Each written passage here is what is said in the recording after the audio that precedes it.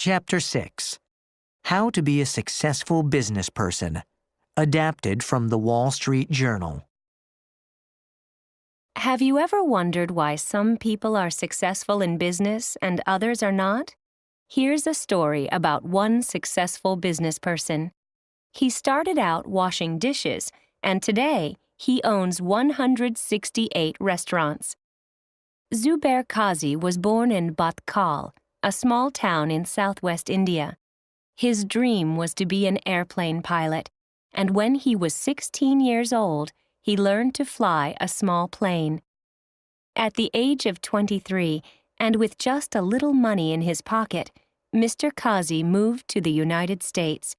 He hoped to get a job in the airplane industry in California. Instead, he ended up working for a company that rented cars. While Mr. Qazi was working at the car rental company, he frequently ate at a nearby KFC restaurant.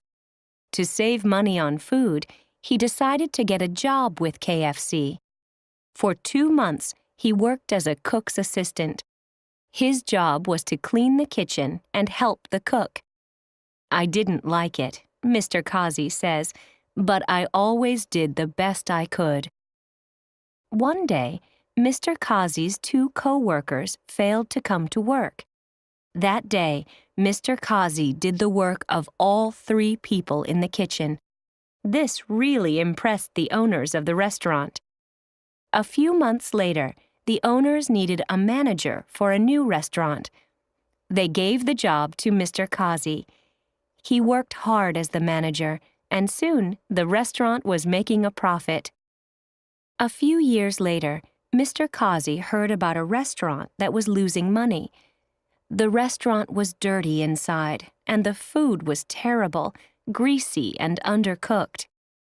Mr. Qazi borrowed money from a bank and bought the restaurant. For the first 6 months, Mr. Qazi worked in the restaurant from 8 a.m. to 10 p.m., 7 days a week. He and his wife cleaned up the restaurant, remodeled the front of the building, and improved the cooking. They also tried hard to please the customers. If someone had to wait more than 10 minutes for their food, Mrs. Qazi gave them a free soda. Before long, the restaurant was making a profit. A year later, Mr. Qazi sold his restaurant for a profit. With the money he earned, he bought 3 more restaurants that were losing money.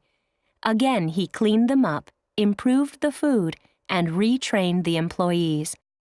Before long, these restaurants were making a profit too. Today, Mr. Qazi owns 168 restaurants, but he isn't planning to stop there. He's looking for more poorly managed restaurants to buy. "I love it when I go to buy a restaurant and find it's a mess," Mr. Qazi says. "The only way it can go is up."